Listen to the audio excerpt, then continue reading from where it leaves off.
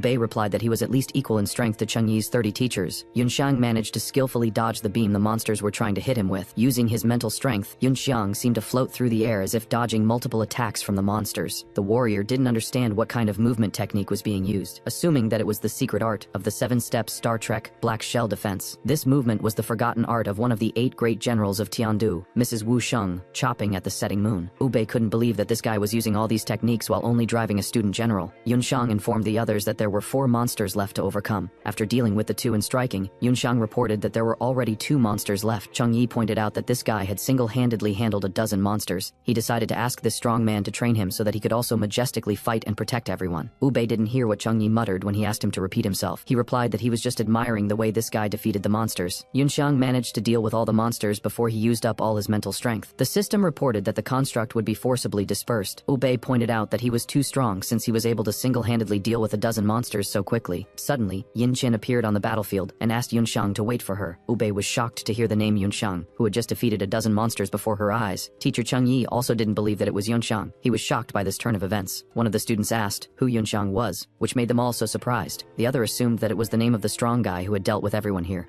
Bei walked up to the guy and asked who he really was, refusing to believe that it was Yunxiang. Yunxiang used the dispersal of the general he fought the monsters on. The warriors didn't believe this guy was just a student either. Teachers Cheng Yi and Bei couldn't believe their eyes and didn't understand how this was possible because Yunxiang was really fighting monsters so powerfully. Yunxiang informed Bei that he was back. The people around him continued to not understand how Yunxiang could fight monsters like this since they knew him differently. Cheng Yi realized that he was very close to kneeling in front of Yunxiang and asking to become his teacher. Yunxiang greeted his teachers, indicating that it had been a long time since they had seen each other. Teacher Cheng Yi asked Yunxiang where he had been missing for the past few days and then pointed out that it wasn't important right now. The man asked Yunxiang why he had suddenly become so strong since his soul veins were damaged. Cheng Yi was sure that this student could only operate the machine for 3 minutes. Yunxiang replied that it was true, pointing out that his design had dissipated itself over time. Yunxiang realized that his time to maintain the structure had now increased by about $20%. Yunxiang assumed that his case would gradually adapt to the recovery of the soul veins. Cheng Yi pointed out that Yunxiang was a liar because he had fought in the arena against the monsters for more than 5 minutes. The man asked Bei if he had correctly noticed about their disciples' battle. Bei asked Yunxiang to explain to them everything that had happened. Teacher Cheng Yi agreed with Bei too, asking Yunxiang to explain himself. Bei asked why Yunxiang hid his strength and pretended as if he had damaged soul veins when entering the academy. Cheng Yi agreed with Bei's question. He was also curious to know why the guy hid it. The man realized that the class teacher wanted to say that Yunxiang had been hiding his strength from the beginning. Bei indicated to Yunxiang that she was grateful for his help, but asked him to explain himself to them. Yunxiang didn't know where to begin his explanation on this matter. He scratched the back of his head thoughtfully. Unexpectedly, their dialogue was interrupted by another Star Soul general who appeared in the academy arena. Yunxiang shielded himself from the fragments caused by such a powerful landing of the unknown. After landing, the man applied the dissipation of his Star Soul general design. The surrounding people realized that Principal Shijing, who was ready to have a dialogue with Yunxiang, had come up to them. Seeing the principal, everyone else also dispersed their construction. All the teachers rushed to greet the headmaster who had visited them. The woman was ready to find out from Yunxiang the whole truth about his strength. Shijing walked over to the guy, calling his name. Yunxiang stood calmly and was ready to talk to the academy principal. Yunxiang greeted the principal, preparing to have an explanatory conversation with her. First of all, on behalf of the students and staff of the academy, Shijing thanked Yunxiang for his timely help, adding that she wanted to hear an explanation for the fact that he was hiding his strength. Yunxiang knew that the principal must be a member of one of the established families of Tiandu City. He didn't know whether she was an enemy or a friend. Yunxiang asked where he should start his explanation. Unexpectedly, Shijing used a technique to isolate their surroundings so that the others wouldn't hear what they were talking about. Yunxiang realized that no noise could be heard from outside. After realizing that it was a soundproof formation, Yunxiang realized that this woman had installed 2 layers of Soul Force films here. By reprogramming the formation of the Military Technology Academy's defense of the city, the air was blocked by 2 layers of Soul Force films. Yunxiang asked that if a question regarding his power violated his personal privacy, could he avoid giving an explanation to the academy? Shijing replied that she didn't have time to beat around the bush, suggesting that he get straight to the point. The woman pointed out that the Military Technology Academy had no right to interfere in his personal life. As she approached, one added that if it was Star Soul General Zhou Si. Yunxiang realized that the woman had gotten too close because her main weapon had almost hit him. Principal Shijing revealed her speculation that the boy had purposely pretended to be weak with damaged soul veins to take advantage of the family's influence to infiltrate the academy to get Zhou Si's soul jade. Yunxiang replied that he didn't know what she was talking about, although he understood that Zhou Si's soul jade was indeed in his hands right now. Shijing ordered him to stop pretending pretending, pointing out that he had already become the host of Zhu Si and the Red Lubu who had appeared in the Jiang area, adding that Zhu Si had been disguised using his unique ability. Yunxiang was shocked by Shi Jing's statement. He didn't know that Zhu Si had this ability because he didn't have a copy of Zhu Si in his past life. The director continued to dialogue in a vacuumed area. Everyone was curious to know what they were talking about. The students didn't understand what Principal Shi Jing was talking to Yunxiang about. The other one replied that he was jealous of this guy, pointing out that Principal Shi Jing was very beautiful and would also like to chat with her. Yunxian managed to get past Shi Jing's barrier to overhear their conversation. She didn't understand how the woman managed to create such a complicated soundproof formation. The girl was surprised to hear about the speculation that the guy was a host of Zhu Si. Director Shi Jing said she saw images of Red Lubu, adding that Yunxiang was seen at the scene. Shi Jing pointed out that according to the documents of the Tiando Kingdom, Zhu Si could not only take the form of other generals, but also imitate their abilities and movements. The woman noted that it was unlikely that anyone could raise 3 small levels in just 3 days, concluding that the illusion of level perfection that he was now demonstrating was proof that Yunxiang was a Zhu Si host. Teacher Cheng Yi was shocked that this guy was a Zhu Si host. He couldn't believe that he still thought he was a loser. Hearing Principal Shi Jing's reasoning, he almost believed it himself. He had not originally planned to hide the existence of the Star-Lord system from others, a guy who got a master system in a strange place in his past life. Yunxiang realized that this system still hides a lot of secrets, so he decided to explore that place again. After finishing it all, Yunxiang decided not to tell Shi Jing about the Star-Lord system, deciding to play along with the woman's reasoning and pretend that he really was a Zhu Si host, deciding that his soul jade would stay in his system space for the time being. Yunxiang replied to Director Shi Jing that although he tried to hide everything carefully, he pointed out that the woman saw right through him. Yunxiang informed all the teachers that Principal Shi Jing's reason was correct, confessing that he had indeed obtained Zhu Si's soul jade. The principal didn't expect the guy to recognize it so quickly, pointing out that Yunxiang's father was able to find out in advance that he was compatible with Zhu Si's soul jade. The woman pointed out that this was why Yunxiang's father had arranged for him to attend the Academy of Military Technology, so that he could steal the jade if possible. Shi Jing pointed out that human calculations are never perfect, thinking that she had figured out Yunxiang's plan. Shi Jing pointed out that because of the sudden wave of monsters, Yunxiang had to unleash his power to save others. The woman was sure that if not for this problem, Yunxiang had quietly graduated from the academy and revived their family with the help of General Zhu Si. Hearing all the principal's speculations, Teacher Cheng Yi realized that this guy had to reveal himself to save them, realizing that he was good and righteous. Yunxiang realized that he would have to agree with all of Shi Jing's reasoning, and pointed out that the guy should know the differences between an elite star soul general and mass-produced machines. Shi Jing said that such a transfer of soul jade should be recorded in the Star Sky Control Archive, saying that because of this, the Song family could be suspected of treason and planning a rebellion. Yunxiang pointed out to Principal Shi Jing that his father had not planned anything like that. He tried to further justify himself. The principal, Shi Jing, was unwilling to listen to Yunxiang's excuses and offered Yunxiang to make a deal with her. Yunxiang tried to understand what Director Shi Jing meant by making a deal. The woman indicated that these rifts were most likely all artificially induced, reporting that 3 locations of induction device cores were found. She revealed that in the core area in the Dongcheng district, she had already dispatched a celestial-ranked expert and would personally lead the academy elite and city guards herself and take control of the area. Hearing this information, Yunxiang asked the principal what she wanted the guy to do. The woman replied that she wanted him to head to the core area in the Besheng district to completely suppress the rift core and save a very important person. Yunxiang assumed that the person the principal wants to save is not ordinary at all. Yunxiang asked who he should save. Shi Jing replied that this person is a member of the royal family, the second prince of Tiandu, Tianhe. Yunxiang remembered that in his past life, the prince was the base of the war adherence faction. There were rumors that Tianhai was obsessed with conflict and asked to preemptively start a war with Myron. In the past, this prince died during the tide of monsters in the city of Yuanding, and Umbrella wanted Tiandu investigated just because of this case, thinking that the handler was from the Quiet Abyss. Yunxiang remembered that Umbrella had not been saved by him in the past, realizing that she must have a card that helped her get out of this mess. Realizing that Umbrella couldn't have handled the second prince, the woman asked for help to save His Highness the second prince, saying that she would send a request to the Star Sky to be made the legal host of Star Soul General Zhu Si. The boy pointed out to the headmaster that she was overestimating his powers. He suggested that there should be guards with the prince, indicating that he would have to pay a heavy price to save him. The principal promised the guy that if he successfully completed this case, she would try to fulfill one of his requests within the limits of her authority as a director. Yunxiang was surprised that the woman agreed so easily. Yunxiang realized that the Shi Jing family supports the Crown Prince's faction, and in order not to reveal their secret relationship, Shi Jing sends Yunxiang to help the prince. Yunxiang agreed to the woman's deal. The core of the rift was in the Besheng area. Yunxiang wondered if he would meet his beloved Umbrella there. He decided to use the soul replenishment pill to fulfill the deal and protect the prince from the monsters that climbed out through the rifts of space. Yunxiang ordered the system to recreate him a red flame stallion so that he could quickly manage to get to his desired location. Yunxiang used the formation of the Star Soul General, preparing to go under the instructions of Headmistress Shi Jing. Yunxiang was able to successfully create the Star Soul General he needed, Lubu riding the red flame stallion. Seeing what was happening, the students didn't understand what kind of Star Soul General appeared in front of them. They were shocked by his beauty and grandeur. Cheng Yi asked why this powerful appearance was not at all like the statue of Star Soul General Zhu Si. The principal replied that it was the appearance of Star Soul General Lubu, which was different in color from the original, suggesting that the color change was due to Zhu Si's illusion. Yunxiang accepted the coordinates of Beicheng District's location and was ready to set off. Yunxin asked Yunxiang to wait for her because she wanted this guy to be her husband no matter what. Yunxiang asked her to get off the stallion because she would overload him. The girl laughed sweetly and didn't want to leave her lover. Yunxiang remembered that the Yinqin family supported the second prince's faction and decided to take Yinqin with him, asking the girl to hold on tight. The girl was very happy that her lover decided to take her along. Her eyes were full of love for this guy. With the powerful leap of a stallion, these two rushed towards the set point to fulfill Headmistress Shijing's request. The woman silently watched as Yunxiang galloped off to fulfill her request, hoping that he would succeed. Teacher Cheng Yi asked the principal why this student followed along with Yunxiang, asking if she would be alright. The man didn't know what kind of girl she was. Shijing replied to the man that they had no time to worry about this girl, ordering him to hurry up and gather the members of all his squads, informing him that they would be leaving for Nanju to the core of the rift in 4 hours. The teachers obediently obeyed their principal's order and were ready to proceed. The woman began to doubt that Yunxiang was a Zhu Si host, assuming that her words would help him deceive other people, and Shijing said that the rest of the guy's secrets she herself will reveal. And that's the end of this episode. Like and subscribe for the next part.